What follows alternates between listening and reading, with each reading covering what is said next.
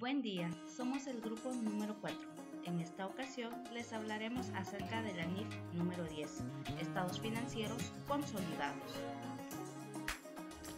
El objetivo de esta norma es establecer los principios para la presentación y preparación de estados financieros consolidados cuando una entidad controla una o más entidades distintas. El cumplimiento del objetivo. Para cumplir con el objetivo del párrafo 1 se requiere que una entidad, la controladora, que controla una o más entidades distintas que son las subsidiarias, presenta estados financieros consolidados, define el principio de control y establece el control como la base de la consolidación. Establece la forma en que se aplica el principio de control para identificar si un inversor controla una participada y por ello debe consolidar dicha entidad. Establece los requerimientos contables para la preparación de los estados financieros consolidados y define una entidad de inversión y establece una excepción de consolidar ciertas subsidiarias. El alcance. Una entidad que es una controladora presentará estados financieros consolidados, que esta NIF aplica a todas las entidades, excepto las siguientes. Una controladora no necesita presentar estados financieros consolidados si cumple todas las condiciones siguientes, que es que si una subsidiaria total o parcialmente participada por otra entidad y todos sus propietarios, incluyendo los titulares de acciones sin derecho a voto, han sido informados de que la controladora no presentará estados financieros consolidados y no ha manifestado objeción a ello. Sus instrumentos de deuda o de patrimonio no se negocian en un mercado público y no registran sus estados financieros ni están en proceso de hacerlo en una comisión de valores u otra organización regulada con el propósito de emitir algún tipo de instrumentos en un mercado público. Y si su controladora final o alguna de las controladoras intermediarias elabora estados financieros consolidados que se encuentran disponibles para uso público y cumplen con las NIF, en los cuales las subsidiarias se consolidan o miden a valor razonable con cambios en el resultado de acuerdo con esta NIF. Continuando con la presentación. Según la NIF 10, un inversor se considera que tiene control sobre la entidad, la participada, cuando se cumple con las siguientes condiciones. En este caso son 3 condiciones: poder sobre la participada, exposición a rendimientos variables, capacidad de influir en los rendimientos. En este caso nos dice que el poder sobre la participada, el inversor tiene un poder sobre la participada cuando posee derechos en vigor que le proporcionan la capacidad de dirigir actividades relevantes, es decir, que aquellas que afectan de forma significativa los rendimientos de la participada. Y como 2 tenemos la exposición a rendimientos variables. El inversor está expuesto o tiene derecho a obtener unos rendimientos variables por su implicación en la participada. 3. Capacidad de influir en los rendimientos. El inversor tiene la capacidad de utilizar su poder sobre la participada para influir en el importe de sus propios rendimientos. Es importante destacar que el control que se refiere necesariamente a la propiedad mayoritaria de las acciones de una entidad, ya sea un inversor puede tener control sobre una entidad incluso si posee menos del 50% de las acciones, siempre que tenga la capacidad de dirigir las actividades relevantes de la entidad.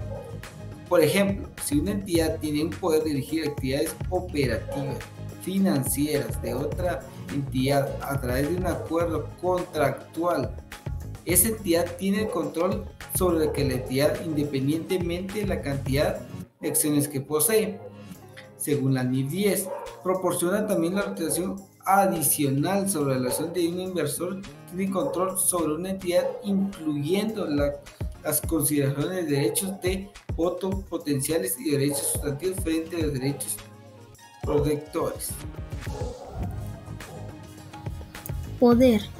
Es importante tener en cuenta de que un inversor tiene poder sobre una participada cuando éste posee los derechos que básicamente le otorgan la capacidad presente de dirigir todas aquellas actividades relevantes, es decir, las actividades que afectan de manera o de forma significativa a los rendimientos de la participada. El poder surge de derechos. En ocasiones la evaluación del poder es sencilla. Tal podría ser el poder sobre una participada, que básicamente se obtiene de forma directa y únicamente de los derechos de voto concedidos por los instrumentos de patrimonio. Un inversor con capacidad presente para dirigir las actividades relevantes tiene poder, incluso, ¿verdad?, si su derecho a dirigir todavía no se ha ejercido. Si dos o más inversores ostentan cada uno de los derechos existentes que le concedan esta capacidad, ¿verdad?, unilateral para dirigir las actividades relevantes diferentes, pues básicamente el inversor tiene esa capacidad presente para dirigir las actividades que afectan de forma significativa a los rendimientos de la participada. Tiene el poder sobre la participada.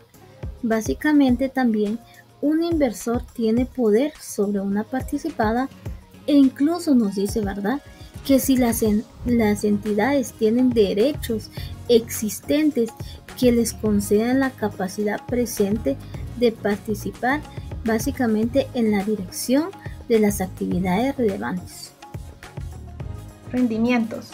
Un inversor está expuesto o tiene derecho a rendimientos variables procedentes de su implicación en la participada.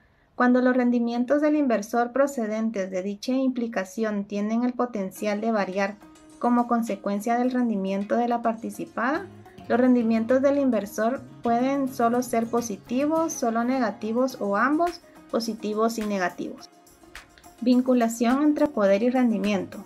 Un inversor controla una participada si el inversor no tiene solo poder sobre la participada y exposición o derecho a rendimientos variables procedentes de su implicación en la participada, sino que también tiene la capacidad de utilizar su poder para influir en el rendimiento del inversor como consecuencia de dicha implicación en la participada. Requerimientos de contabilización. Una controladora elaborará estados financieros consolidados utilizando políticas contables uniformes para transacciones y otros sucesos que, siendo similares, se hayan producido en circunstancias parecidas.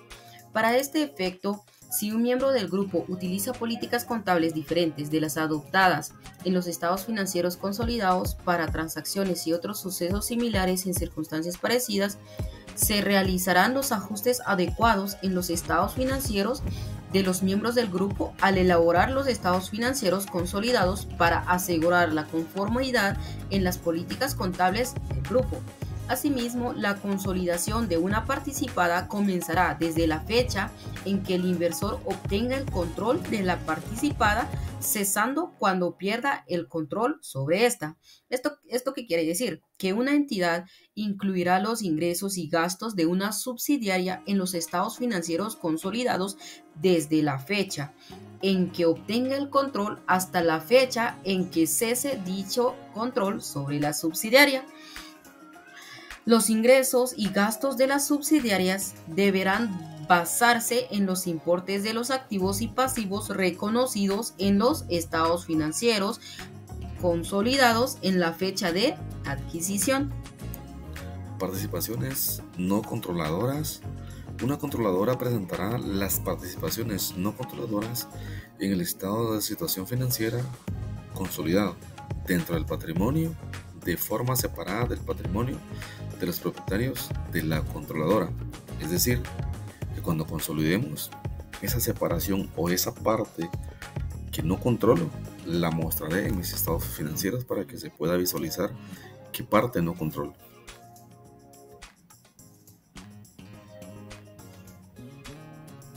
Pérdida de control. Cuando una controladora pierde el control de una subsidiaria, esta, dentro de sus estados financieros, dará de baja en cuentas de activos y pasivos de la entidad que ha dejado de ser subsidiaria. También reconocerá cualquier inversión conservada en la antigua subsidiaria y posiblemente contabilizará dicha inversión y los importes adeudados por la antigua subsidiaria a esta de acuerdo con la NIF correspondiente.